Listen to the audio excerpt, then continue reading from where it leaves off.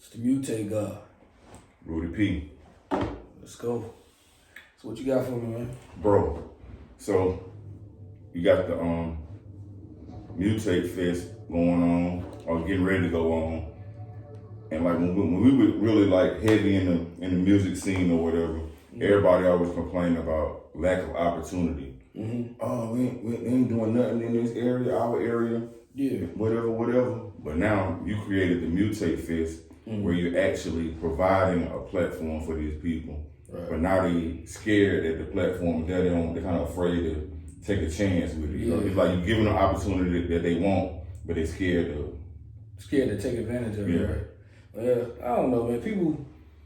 People in this region don't understand like what it takes to even become an entertainer, for one, and for two, like, you know, sometimes, you know, you don't, the things that are right in front of you, you don't respect it. You know what I'm saying? So it's just like, you know, back in the day, you might have had a good girlfriend. She was a good, wholesome girl and everything, but you ain't keep her because she was boring or something like that or whatever. You know what I'm saying? So, you know what I mean? But you know she was a good woman for the long run, but you just wanted that space of mind yet at that time to hold it down like that. So it's the same thing with opportunities. When I feel like whenever it's like a new market or something that hadn't been tapped in for real, they get afraid, and some of them try to take advantage of it, whether they're trying to get stuff for the cheap or for the low.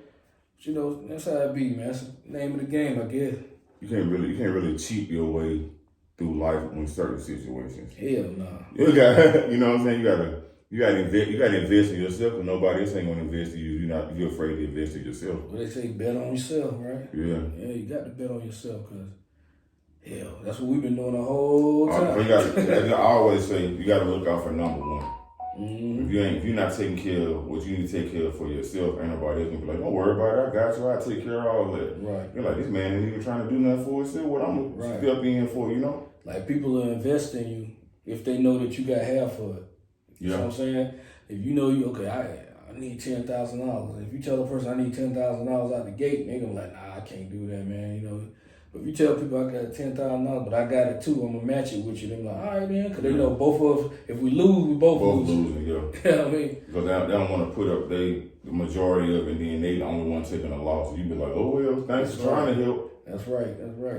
But I'm also a kind like, man, if I invest in something, I don't mind investing wholeheartedly. Because I don't mind taking an L, like, you know what I'm saying? Like we said off camera, man, a L don't mean a loss, you know what I'm saying? That's a lesson. That's right. So I'm more so, I don't mind like investing myself or my money into people. Because at the end of the day, they kind of look at you towards like it feel like, even the people that didn't work out, they end up feeling like, you know, that dude did do me a solid back in the day. You know what I'm talking about? Yeah. So they end up respecting you at the end. At the beginning, they just don't see the vision, you know? So it's all good, though. That's one of them, we say don't see the vision, like the blind leading the blind sometimes.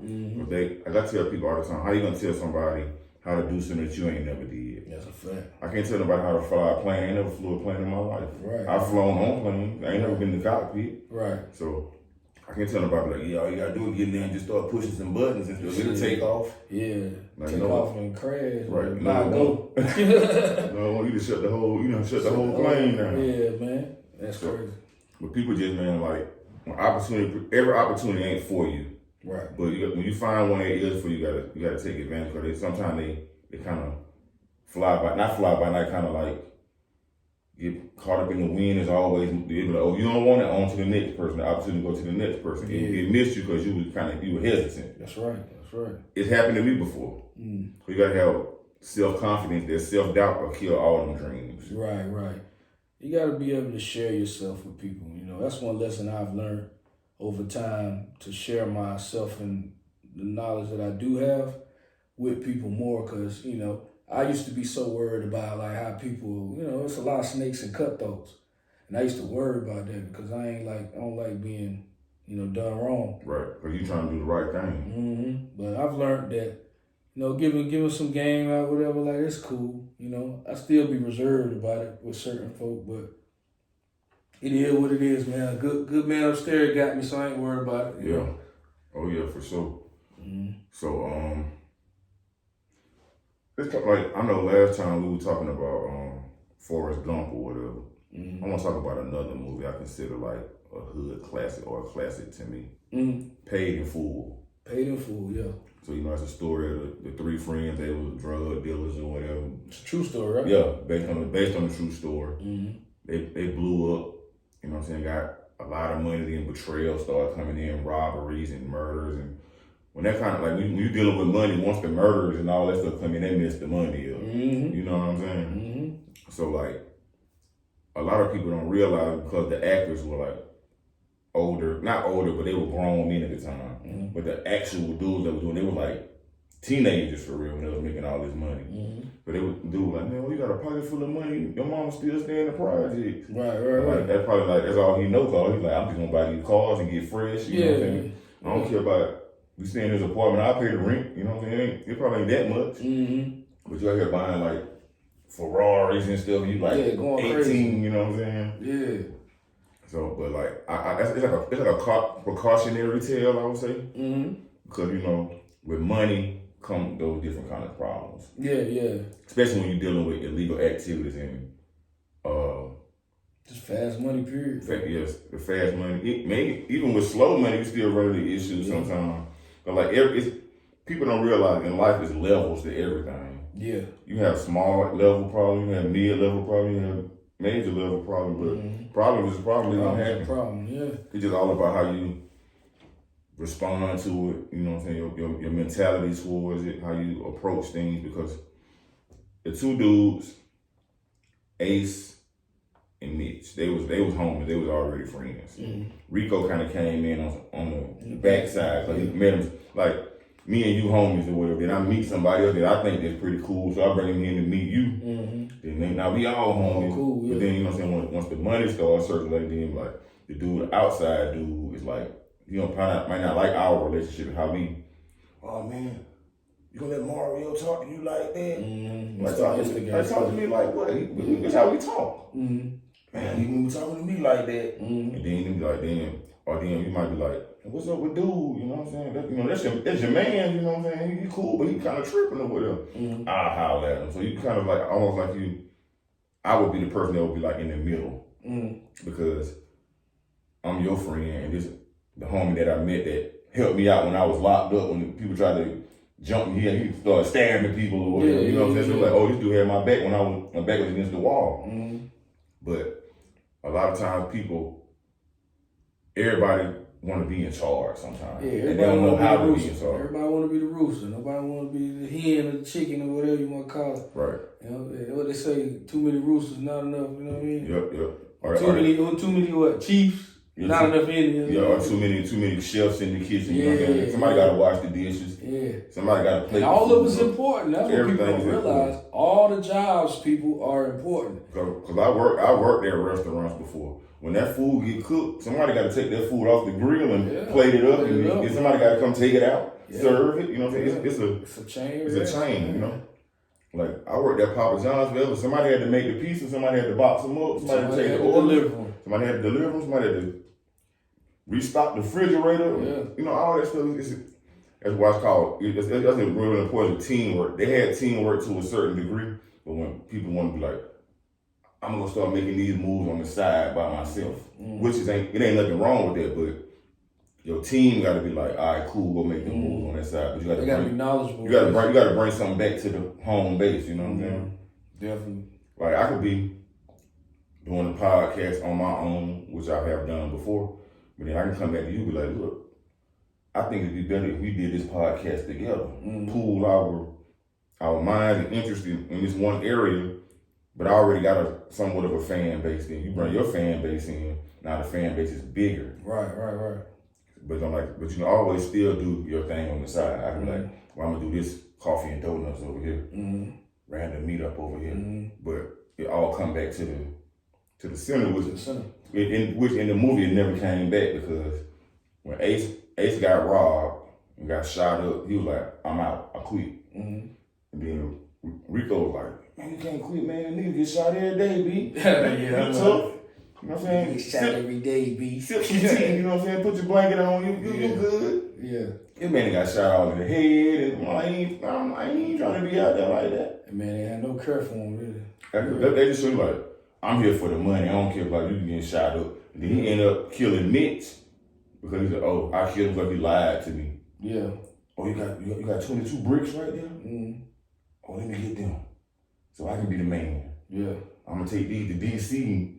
Pump these in DC, and then I'll be the man down there too. Yeah. So he was like overly ambitious. I think that's what you would call it. Yeah. It's people like that, man. That's overly ambitious, or just greedy. However you want to put it. That's simple. That's simple way to put it. Just pure greed. Yeah, they want more. They want what they got. They want what you got. And the snake part of it is some people manipulate people to thinking they're giving them everything and they're taking it all. It was like instead of him just being cool with his slice of the pie, he wanted the whole pie. He wanted to give slices out to everybody else. Right. So, you know what I'm saying? Everybody can't bake pies, guys. Sorry. Everybody can't bake pies. Somebody just got to go to the store and get the ingredients. For real. That's your job. You go get the ingredients, I'll bake the pie. Then you take the slice them up and pass them out to everybody. But everybody gonna get their fair share. Your slice ain't gonna be no big or small. It's gonna be all evenly cooked. Right. Because we in this together. This is our pie. This ain't my pie, and I'm just giving y'all pieces of it. Right.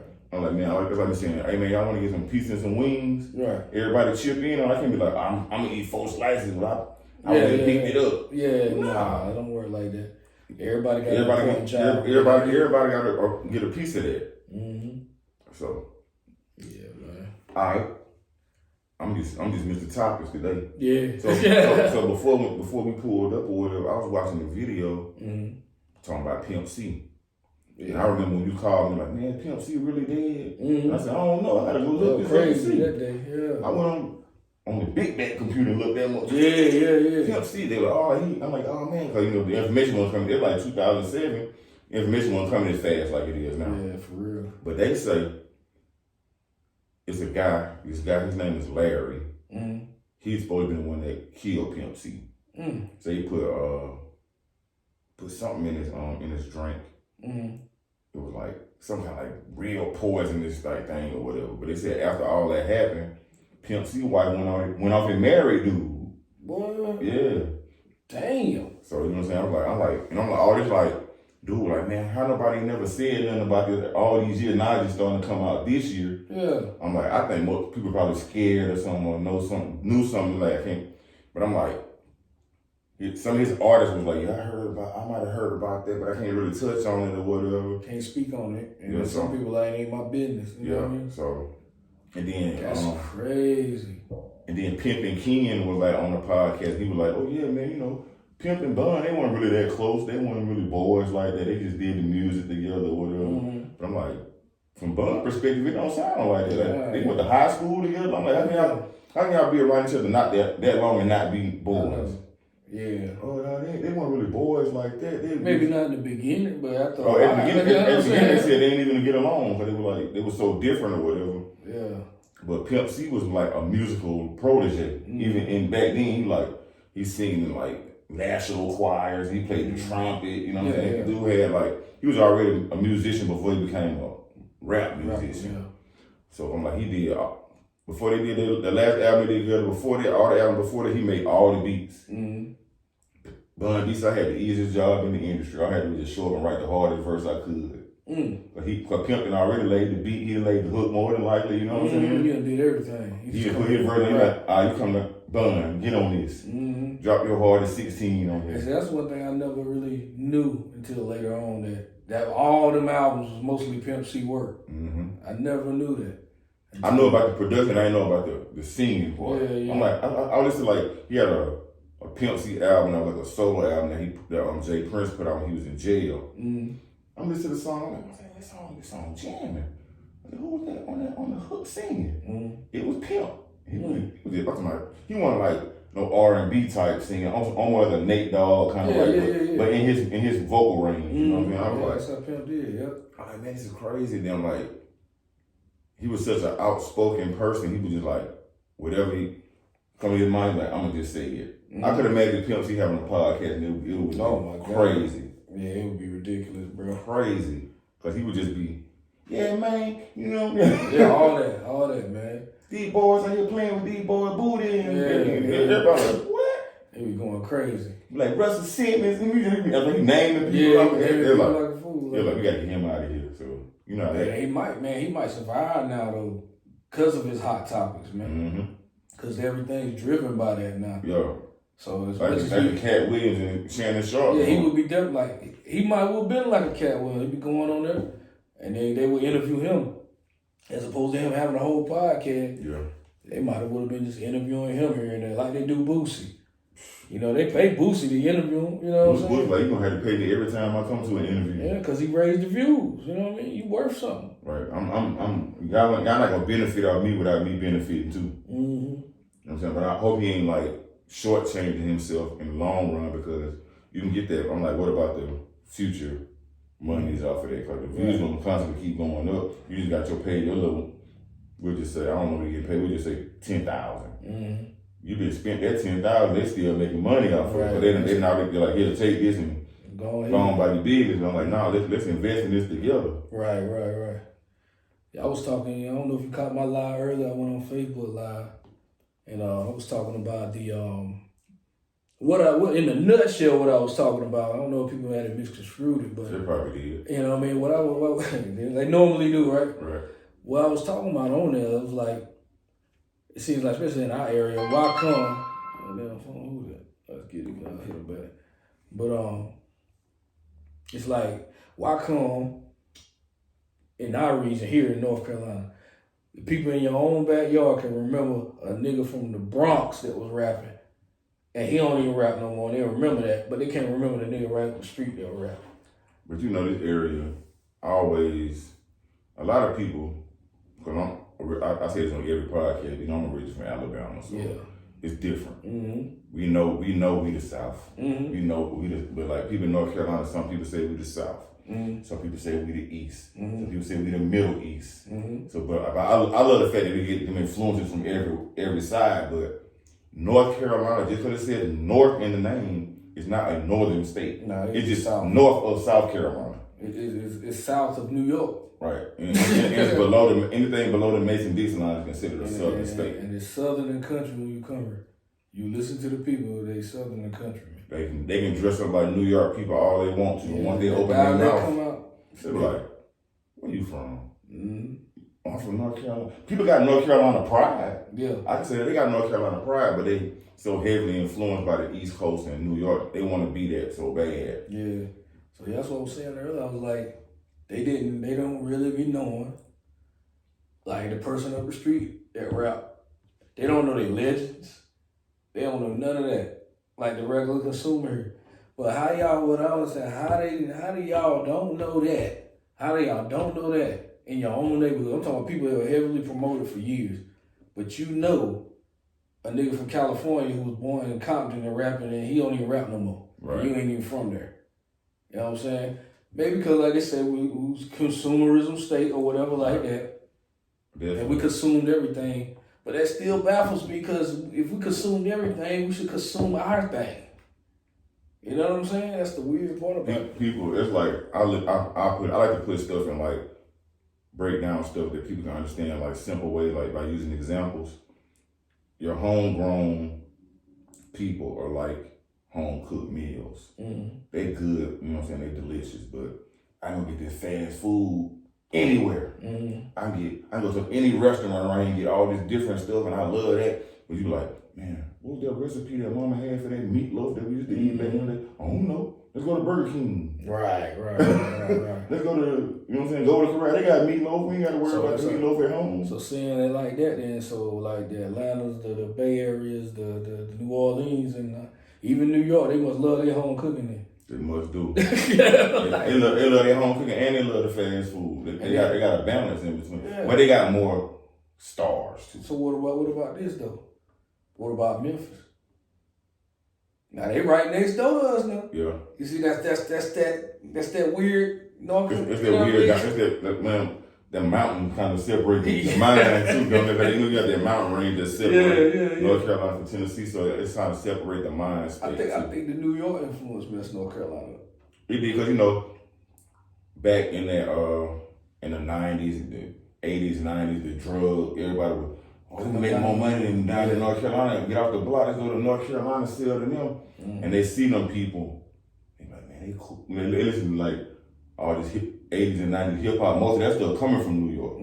So they like, oh man, they pop like, I want to pop like and be like them, wear Timberlands and your son, everybody, kid, word God, all that stuff. They just saying stuff they don't know. They don't even know, they don't even know what's behind it.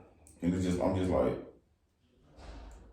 the South got doggone like, okay, the internet took away regional identity, I think. Right. Because back in the day, in the South, we had our own thing going on. You had the 8 Balls and MJGs. You had the Ghetto Boys. You had. Well, how did North Carolina cut out that? I don't know. Cause South Carolina didn't. Yeah. But they didn't still get no love though either. Yeah, South Carolina was like kind of like a desert in a way. And then North Carolina was like the oasis, but you had to go through the desert to get to the oasis. Yeah. You know what I'm saying? Because like when I first came to North Carolina, all I heard on the radio was New York rap. I was like, and then people would ask me when I go back home, man, what's it like living on the East Coast? I'm like, I don't know. I live in North Carolina. I know it's on the Eastern Coast, but I'm like, it's not considered what people are confused with East Coast. To most people, East Coast is just Philly, New York, Jersey. Y'all, you right. Because y'all say East Coast, but then when it comes to Florida, y'all say East Coast. Yeah. Some people be like, I don't think Florida the South. I'm like, can't get no more southern than that. Yeah, that's If you go any further, you're going to be in the water. Yeah, man. You're going to be in Cuba. That's crazy.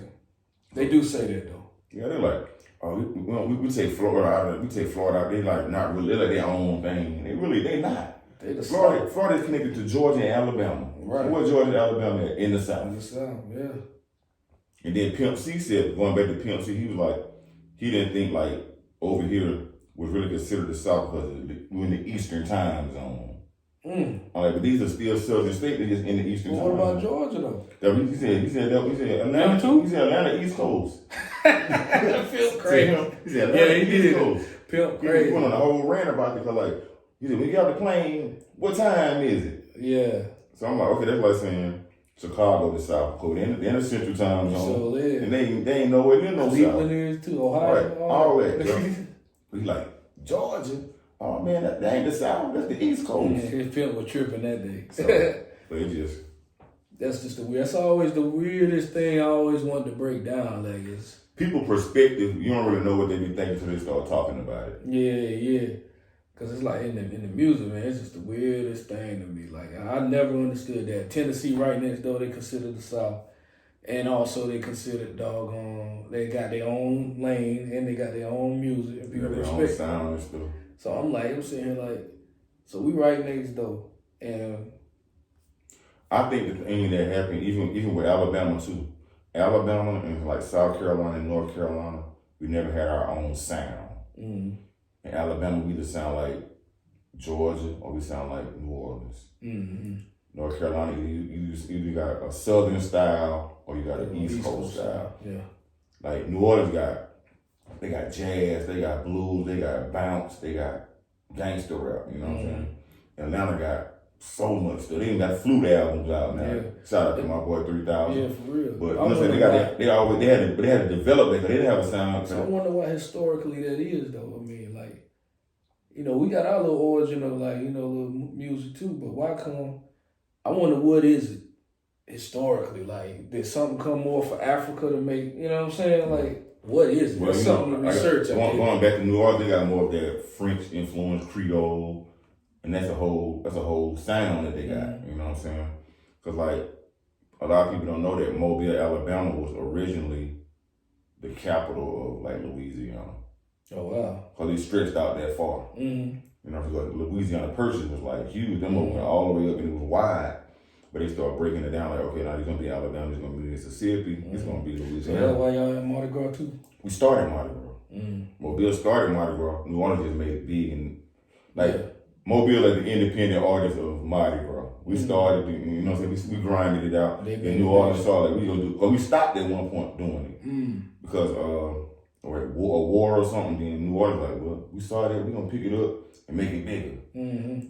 But Mobile, Alabama is the original birthplace of Mardi Gras.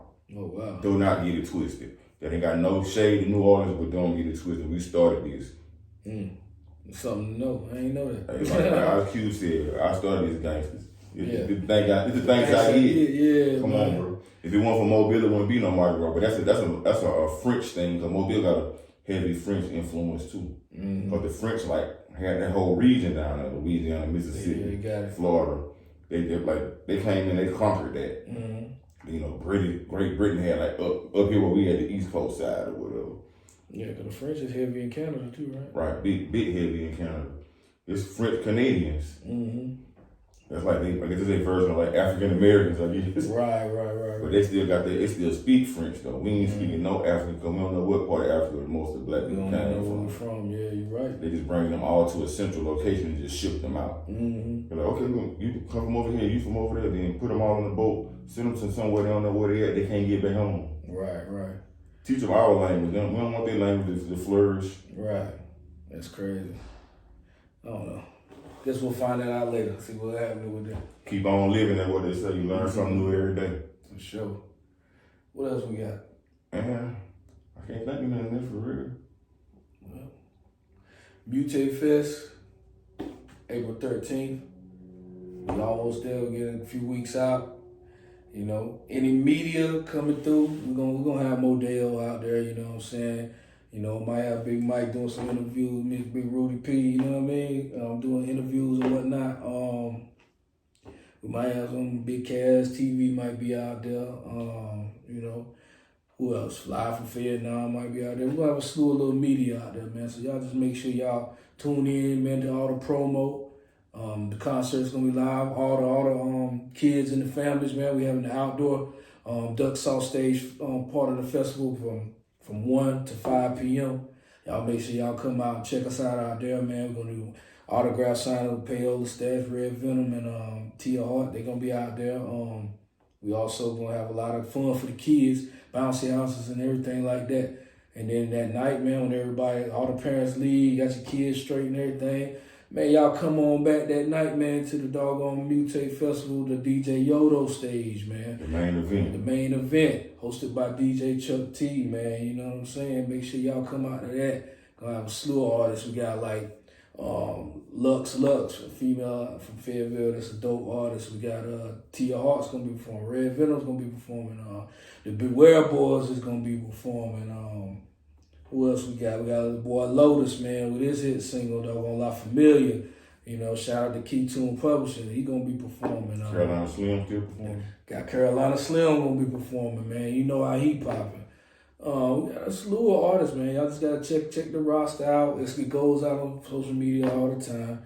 Y'all check it out and make sure you get your tickets at themutatestore.com. Themutatestore.com. Get your tickets, man. Right now they get early bird tickets. They $10. But the day of, man, they're going up to $20.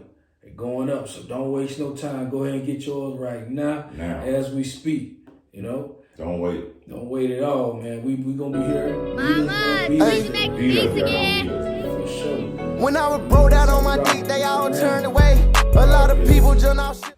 We out of here.